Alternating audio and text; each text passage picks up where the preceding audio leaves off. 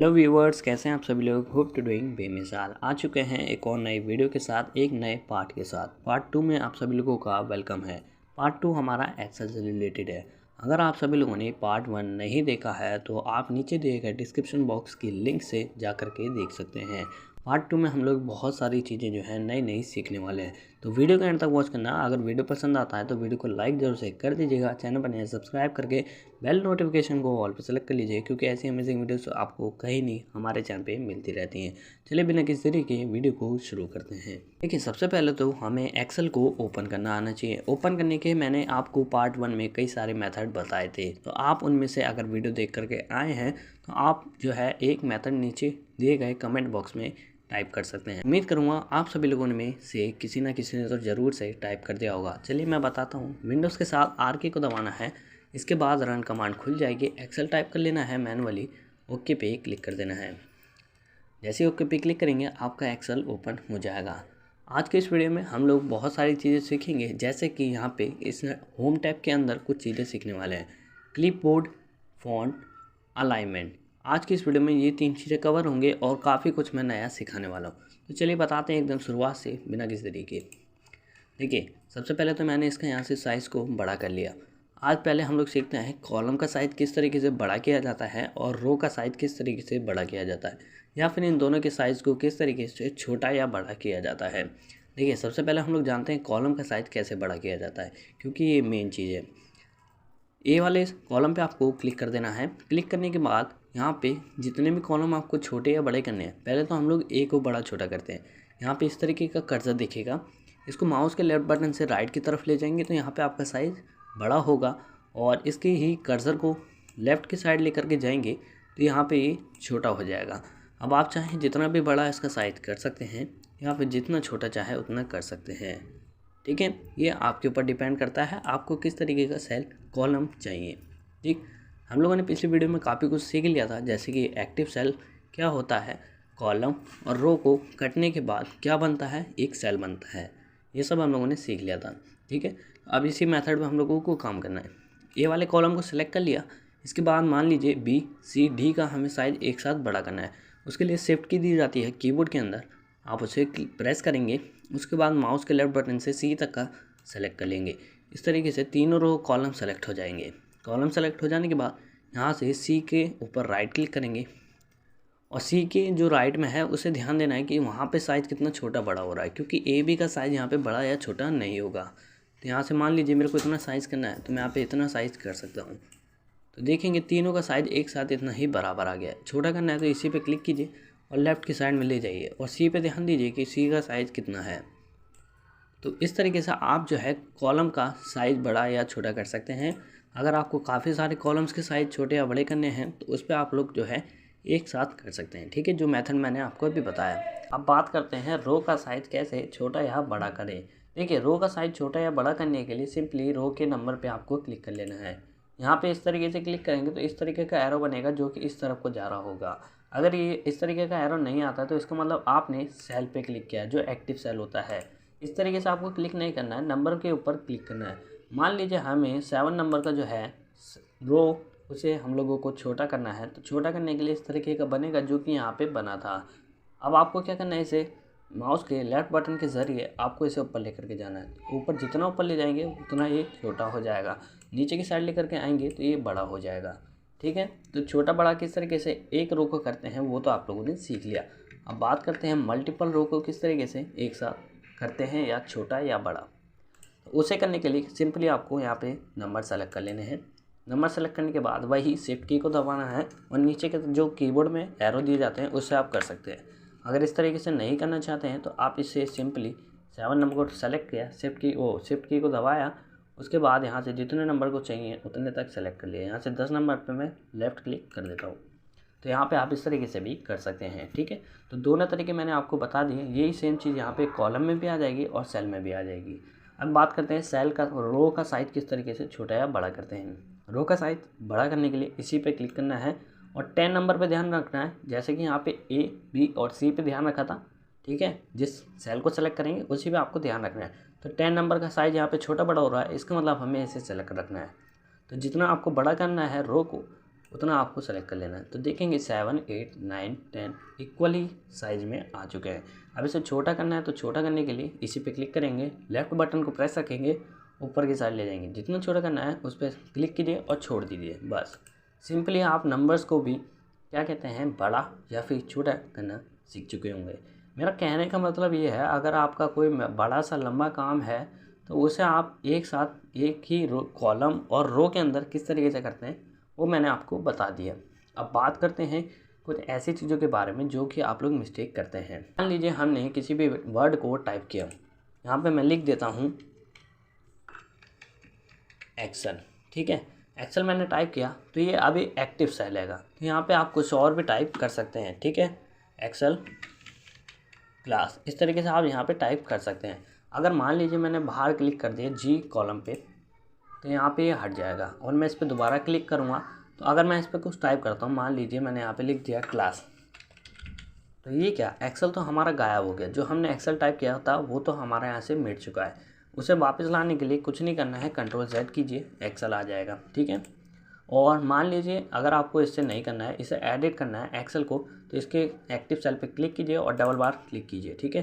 तो इस तरीके का एरो ब्लिंक करेगा, ये देखिए, ठीक है। तो इसे आप लोग यहाँ पे बैक स्पेस से डिलीट कर सकते हैं और एक्सेल लिख सकते हैं, इसे एडिट कर सकते हैं। आप लोग बहुत गलती करते हैं, इसी पे क्लिक किया, यहीं कुछ भी टाइप कर दिया तो वो एक्सेल हमारा गायब हो जाएगा। एडिट करना है तो सिंपली क्या करना है, डबल क्लिक करो और उसके बाद आप जो भी काम कर रहे हो उसे एडिट कर सकते हैं, ठीक है।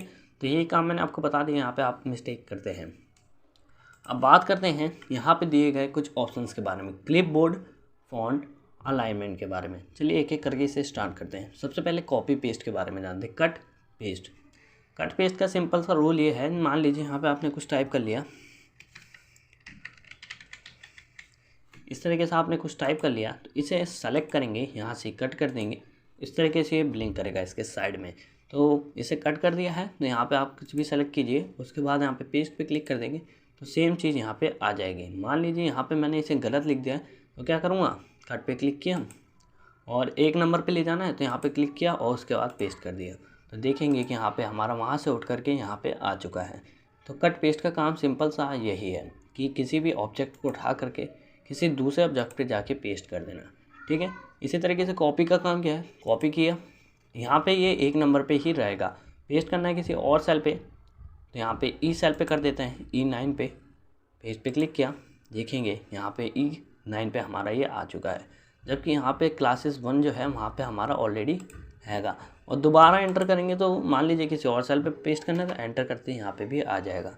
तो एंटर से भी आप कर सकते हैं और साथ ही साथ यहाँ से पेस्ट का बटन जो दिया है उसका यूज़ करके आप पेस्ट कर सकते हैं। तो कट, कॉपी, पेस्ट आपको अच्छी तरीके से समझ आ गया होगा। अब बढ़ते हैं अपने फॉर्मेट पेंटर की तरफ। पेंटर के बारे में, फॉर्मेट पेंटर का क्या काम होता है अब हम लोग ये समझते हैं। मान लीजिए यहाँ पे क्लासेस लिखा है, क्लासेस के बाद कुछ और लिख लेते हैं एक्सेल, ठीक है। अब इसमें हम लोग फ़ॉन्ट को एडिट करते हैं। मान लीजिए यहाँ पे इसे सेलेक्ट किया, हम लोग इसका फ़ॉन्ट का साइज़ बड़ा कर लेते हैं, ठीक है, बड़ा कर लिया, इस पर डबल क्लिक करेंगे तो यहाँ पे इस तरीके से हो गया। कलर चेंज करना है तो कलर चेंज कर सकते हैं आप सभी लोग। उसके बाद आपको यहाँ पे बोल्ड करना है, बोल्ड भी कर सकते हैं, और फ़ॉन्ट चेंज करना है तो वो भी आप कर सकते हैं, क्योंकि हम लोगों को फॉर्मेट पेंटर का इस्तेमाल करना सीखना है। अब मान लीजिए कि हमें इसकी कॉपी पेस्ट करनी है तो इसे सेलेक्ट करेंगे, सेलेक्ट करने के बाद फॉर्मेट पेंटर पे क्लिक करेंगे तो इसके साइड में उसी तरीके से ब्लिंक करने लगेगा। अब जहाँ भी आपको करना है उस पर यहाँ पर ले जाइए और सिंपली लेफ़्ट बटन को प्रेस कर दीजिए, तो देखेंगे कि सेल का साइज़ यहाँ पर बड़ा हो चुका है, मीन्स इसकी पूरी कॉपी की कॉपी यहाँ पे पेस्ट हो चुकी है। यहाँ पे इसका साइज़ देखिए 16 है, कैलिब्रिया है, बोल्ड है और रेड कलर है। यही सेम चीज़ यहाँ पे होगी, 16 कैलिब्रिया, बोल्ड और यहाँ पे कलर सेम है। तो इस तरीके से आप फॉर्मेट पेंटर का यूज़ कर सकते हैं कॉपी बनाने के लिए, ठीक है। यहाँ पे आपको समझ आ चुका है कि फॉर्मेट पेंटर का इस्तेमाल किस तरीके से करते हैं। चलिए इसे Ctrl+Z के साथ डिलीट कर देते हैं। अब बढ़ते हैं अपने फ़ॉन्ट के बॉक्स की तरफ। फ़ॉन्ट बॉक्स में कुछ नहीं है, मान लीजिए हमें ये सेलेक्ट किया, सेलेक्ट करने के बाद इसकी कॉपी की, कट किया, यहाँ पे पेस्ट कर दिया, ठीक है। पेस्ट करने के बाद इसका फ़ॉन्ट हमें चेंज करना है तो फ़ॉन्ट वाले सेक्शन में चले जाएंगे। यहाँ पे आपको काफ़ी सारे फ़ॉन्ट्स मिल जाएंगे, वो भी फ्री ऑफ कॉस्ट। यहाँ पे आपको किसी भी प्रकार की मनी या फिर पैसा नहीं देना होगा। तो यहाँ पे आप अपने हिसाब से फ़ॉन्ट को सेलेक्ट कर सकते हैं। फ़ॉन्ट का साइज़ बड़े करने के 2 तरीके हैं। सबसे पहला तरीका था इस एरो पे क्लिक कीजिए, क्लिक करने के बाद यहाँ से 72 तक आप बढ़ा सकते हैं, ठीक है। उसके बाद अगर दूसरा तरीका आपको जानना है 72 से ज़्यादा करना है तो यहाँ पे आप इसे सेलेक्ट करेंगे, यहाँ पे लिख लेते हैं 75। तो यहाँ से आप इसका साइज़ बड़ा कर सकते हैं, ये देखिए, ठीक है। इस तरीके से आप यहाँ पे कर सकते हैं, लेकिन हमें इतना फ़ॉन्ट की ज़रूरत नहीं होती है, तो यहाँ से भी आप इसका बड़ा कर सकते हैं, इनकी फ़ॉन्ट साइज़ यहाँ से छोटा कर सकते हैं, ठीक। उसके बाद यहाँ पे बोल्ड का ऑप्शन दिया गया है, कंट्रोल भी प्रेस करेंगे तो बोल्ड हो जाएगा, कंट्रोल भी दोबारा प्रेस करेंगे तो अनबोल्ड हो जाएगा, या फिर आप यहाँ पे क्लिक कर सकते हैं बोल्ड अनबोल्ड, ठीक है। उसके बाद इटैलिक का ऑप्शन दिया गया है, इटैलिक करने के लिए कंट्रोल आई प्रेस करेंगे तो इटैलिक हो जाएगा, कंट्रोल दोबारा आई प्रेस करेंगे तो ये दोबारा से अनइटैलिक हो जाएगा। वही सेम चीज़ यहाँ से आप कर सकते हैं। उसके बाद आपको अंडरलाइन में काफ़ी सारी चीज़ें देखने को मिल जाती हैं, जैसे कि अंडरलाइन, एक बार अंडरलाइन हुई है, आप चाहते हैं कि 2 बार अंडरलाइन हो तो डबल अंडरलाइन का यूज़ कर सकते हैं, ठीक है। तो इस तरीके से आप अंडरलाइन को भी समझ चुके होंगे। बॉर्डर के बारे में समझते हैं। यहाँ पे आपको कई तरीके के बॉर्डर्स दिए जाते हैं जो कि आपके टेक्स्ट के ऊपर आपकी टेक्स्ट की रौनक को बढ़ाते हैं। Bottom border, top border, left border, right border, no border, all border. All border जैसे सेलेक्ट करेंगे तो यहाँ पे इसके ऊपर बॉर्डर बन जाएगा, ठीक है। ऑल बॉर्डर कर लिया। लेफ्ट में हमें बॉर्डर चाहिए तो लेफ्ट बॉर्डर पे सेलेक्ट करेंगे, उसके बाद देखेंगे लेफ्ट में हमारा बॉर्डर आ चुका है। एक सेकेंड,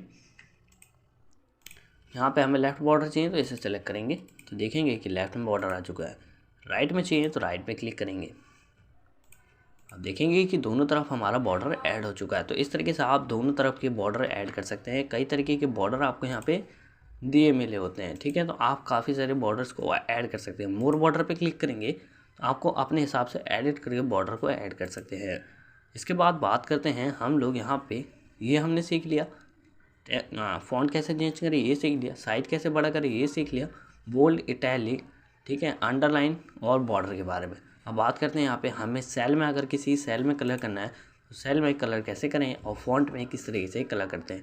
मान लीजिए क्लासेस वाले सेल में मेरे को कलर करना है किस तरीके का, यहाँ पे मैं थोड़ा सा ग्रीन कलर ले लेता हूँ। ग्रीन कलर लेने के बाद यहाँ पे अगर मेरे को टेक्स्ट में कलर करना है तो इस पर सेलेक्ट करना है, उसके बाद आपको टेक्स्ट में कोई भी कलर ऐड कर सकते हैं, जिससे आपके टेक्स्ट की रौनक काफ़ी ज़्यादा बढ़ जाएगी। ये देखिए, तो इस तरीके से आप कर सकते हैं। अगर बॉर्डर लगाना चाहें तो बॉर्डर भी लगा सकते हैं, ऑल बॉर्डर भी ऐड हो चुका है, कलर भी चेंज हो चुका है। हम लोगों ने ये सब चीज़ें सीख ली। फॉन्ट बॉक्स में तो खाली इतना ही था, क्लिप बोर्ड का आपको मैंने समझा ही दिया, फॉन्ट का आपको समझा ही दिया। अब बढ़ते हैं अपने अलाइनमेंट की तरफ। अलाइनमेंट में कुछ नहीं है, आपको जैसे कि मान लीजिए टेक्स्ट को सेंटर में करना है तो आप सेंटर में कर सकते हैं। यहाँ पे मैं कुछ और टेक्स्ट टाइप कर लेता हूँ।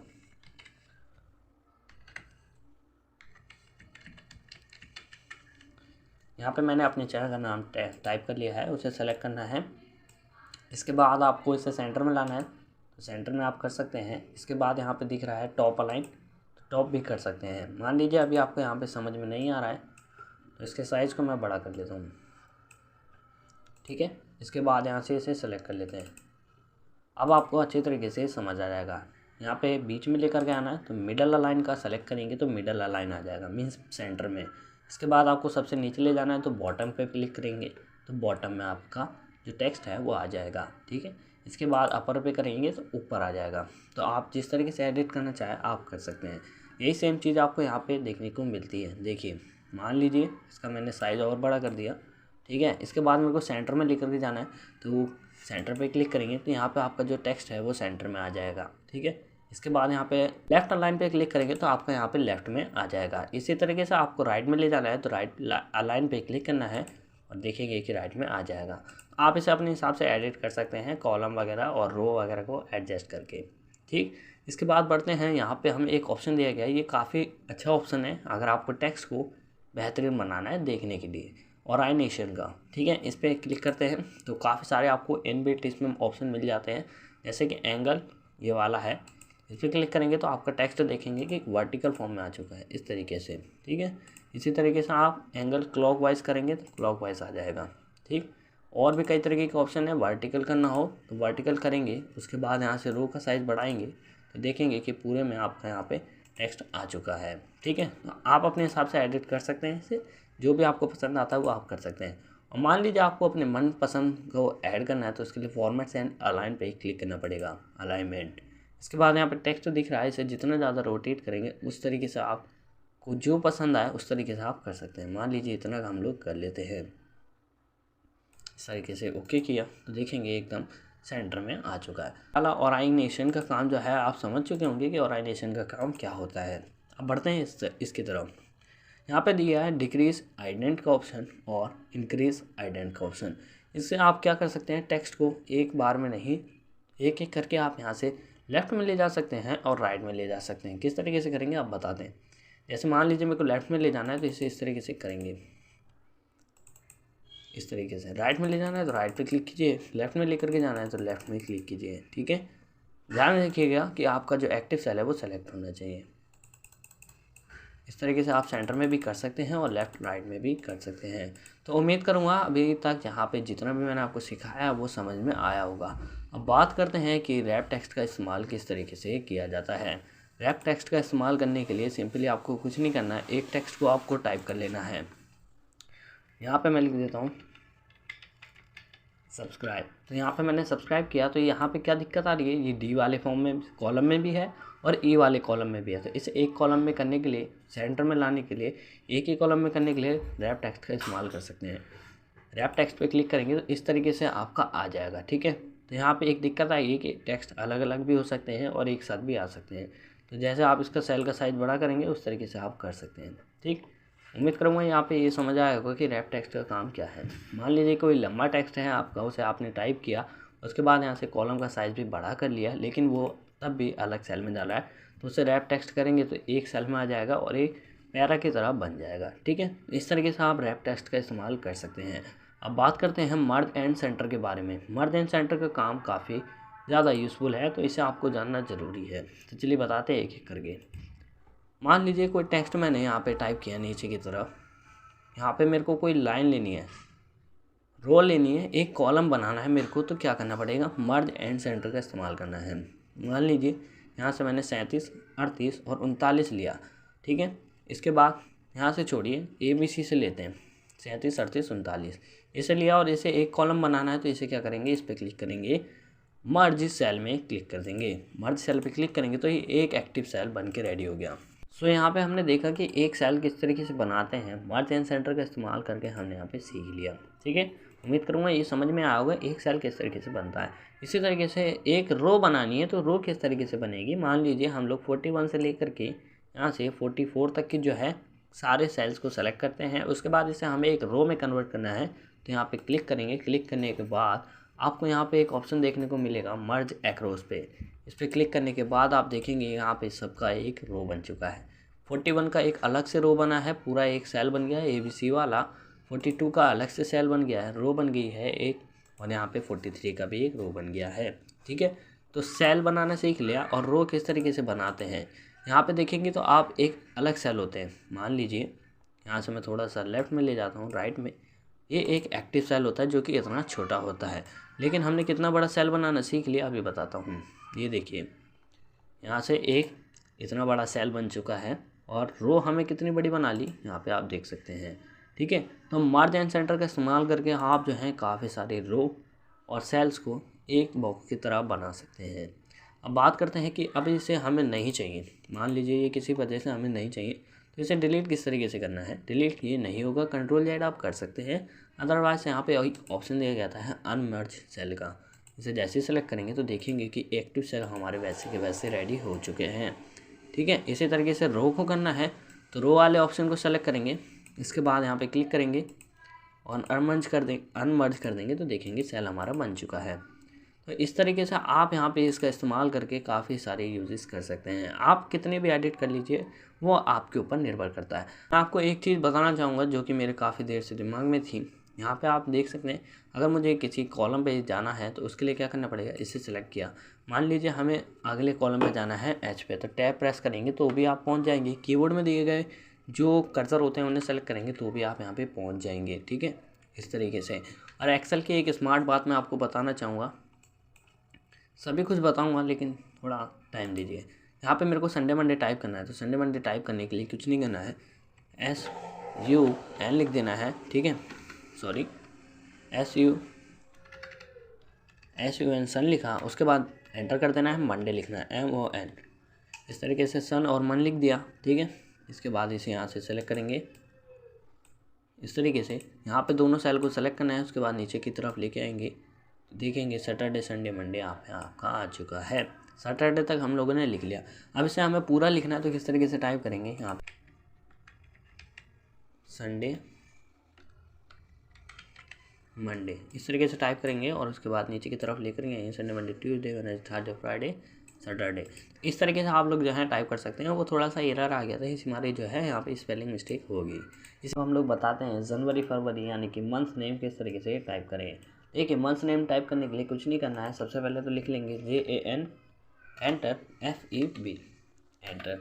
इन दोनों सेल्स को कॉलम को सेलेक्ट कर लेना है। इसके बाद यहाँ से नीचे लेकर के आएंगे तो आप देखेंगे कि आपका जो है डे मंथ नेम भी यहाँ पे आ चुका है।